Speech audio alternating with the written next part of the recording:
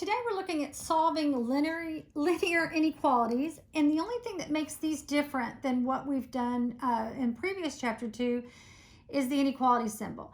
Instead of an equal sign, you have a greater than or equal to, a less than, a greater than or equal to. You have inequality signs in there.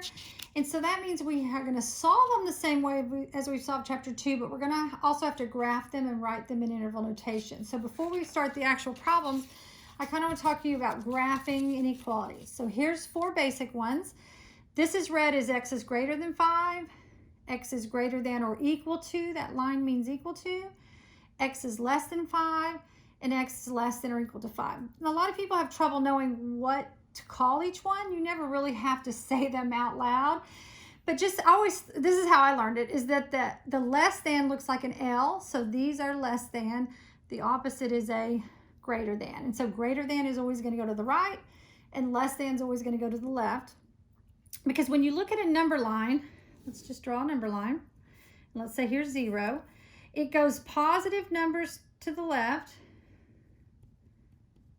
and negative numbers to the right, and so on. And to the right goes into positive infinity. It means it continues on to ever for infinity.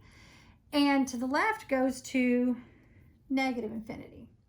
So when you want to graph something like x is greater than 5, you're going to start at 5. This is not the best graph. I'll redo it here. Well, let's just leave that there and let's regraph it. So if I want to graph x is greater than 5, I just want to mark 5 on the number line.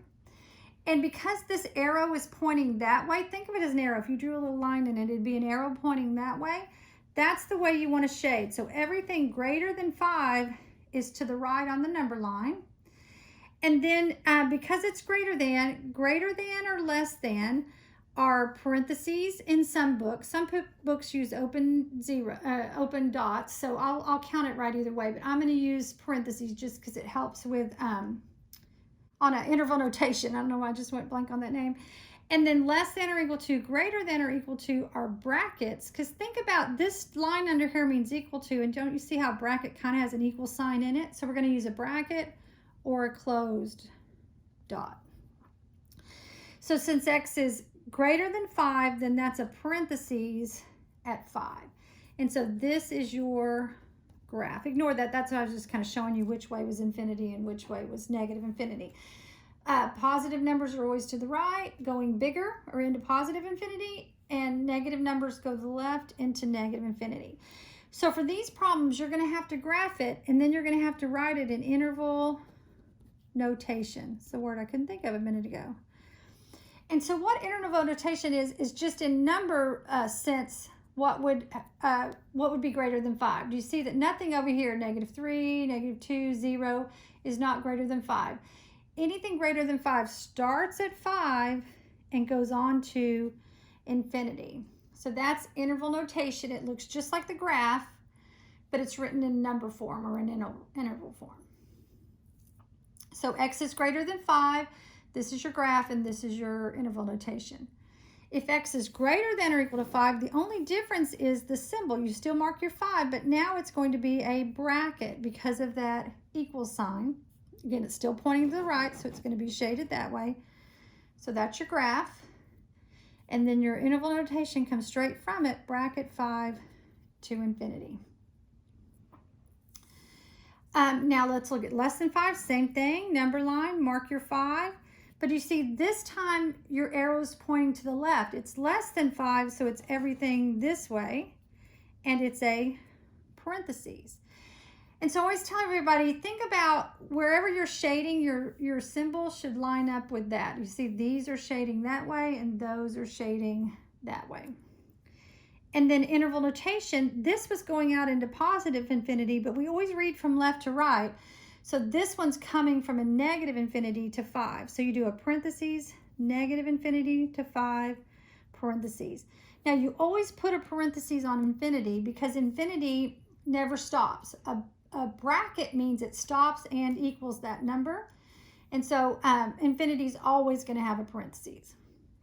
And then x is less than or equal to 5 is a bracket at 5 shaded to the left. So again, it's a bracket because of that equal sign. And interval notation is negative infinity to 5 bracket. So those are the basics of graphing, which you're going to use. They kind of assumed you already knew that, but I just wanted to review it. And now we're going to look at solving inequalities.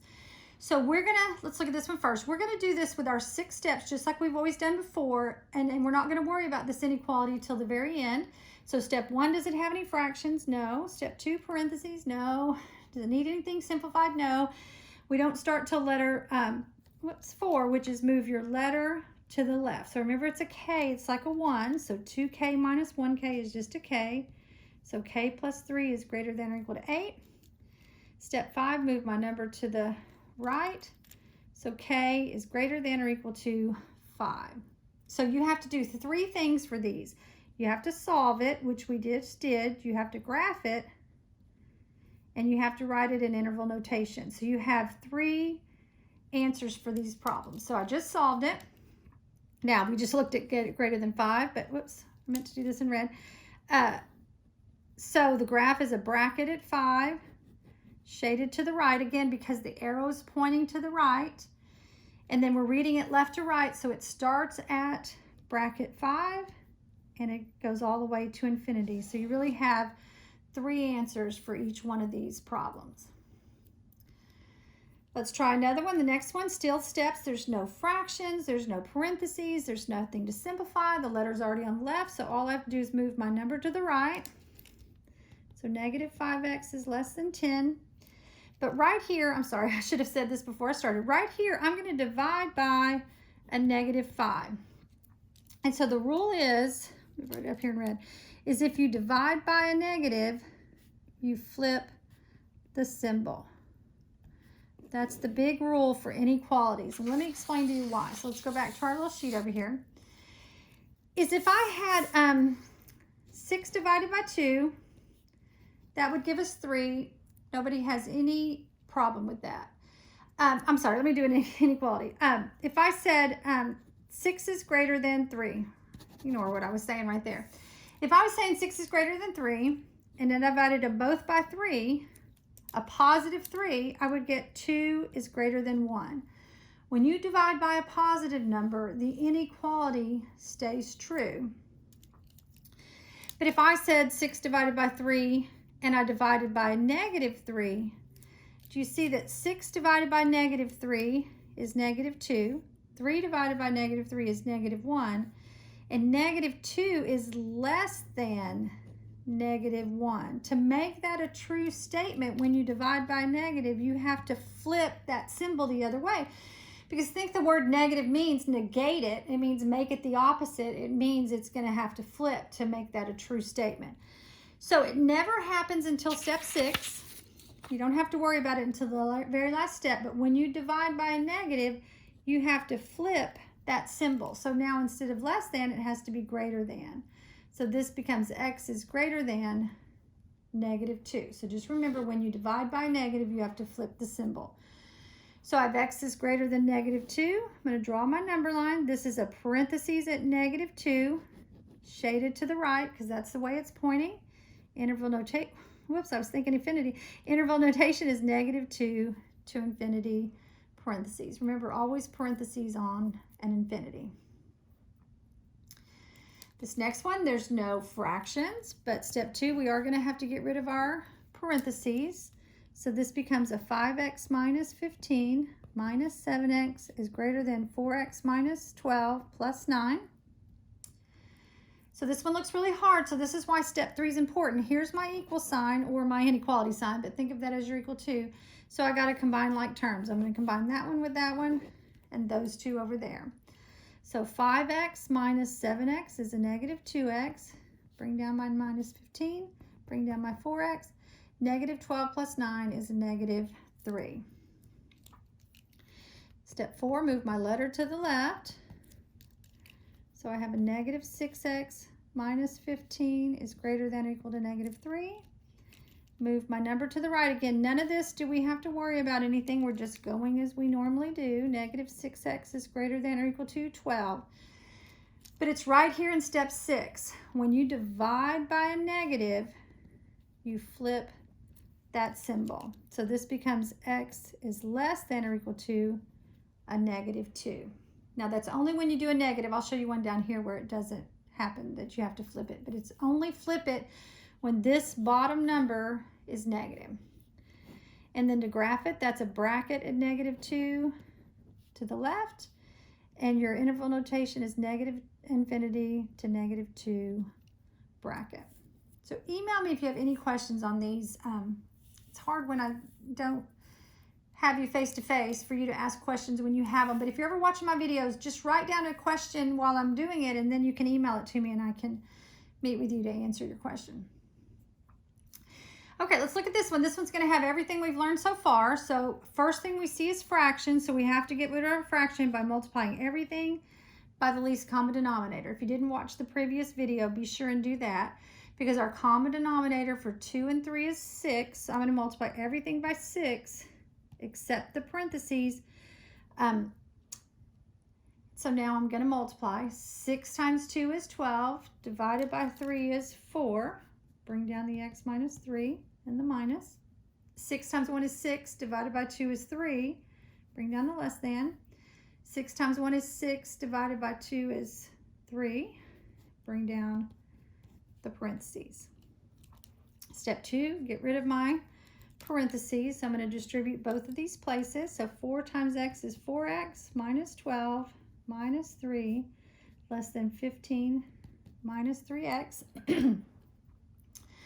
Step 3, be aware of your equal sign. It's right here, and combine like terms. So I'm going to combine those. Well, that's it. And so 4x minus 15 is less than 15 minus 3x. Step 4, move my letter to the left. Again, I'm hoping you're getting used to these and can do them quickly. 7x minus 15 is less than 15. Take my number to the right, so add 15, add 15. 7x is less than 30.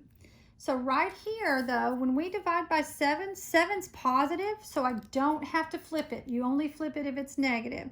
So I get x is less than, and you can just leave it as a fraction, 30 over 7. Again, if you change it to a decimal, I don't mind, but I just leave them as a fraction because that's the easiest thing.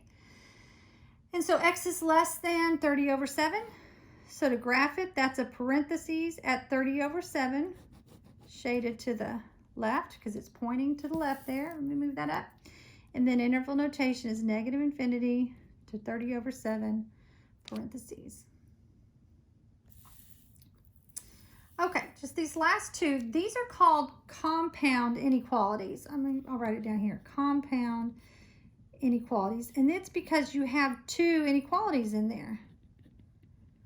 You have one here and you have one here. So I like to read them as saying that this is saying x is between -3 and 5, because just naturally speaking, x is sitting between there. So it's got to be greater than -3, but less than or equal to 5. So most people, if I said, what's a number between -3 and 5, you could probably say, oh, -2, -1, 0, 1, 2, 3, 4, 5. And so that's really the same thing you're doing, except for graphing is even easier. So to graph this, you just mark, because of a less than, it's a parentheses at -3. This is a bracket at 5, and it's everything in between. I switched pens on you again. Sorry about that. But so that's your graph. And then your interval notation is -3 to 5 bracket. So in some ways, those are easier because you're really just graphing that one. And you just mark your 3 and 5, decide if it's a parentheses or a bracket, and then it's always in between because x is in between there. Now this last one's the same thing. You see you have two of them, but you don't have x by itself here. So I need to get x by itself.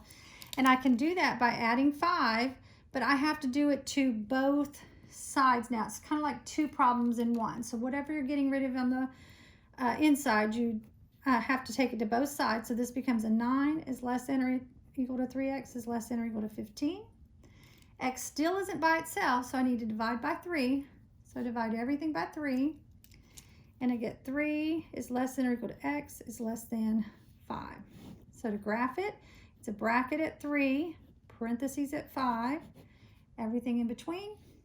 And interval notation is from 3 to 5 parentheses. Remember, if it's just a less than or greater than, it's parentheses. If it has the equal, it's a bracket. So that's 2.8. Try the practice problems. Email me if you have any questions. I really don't mind.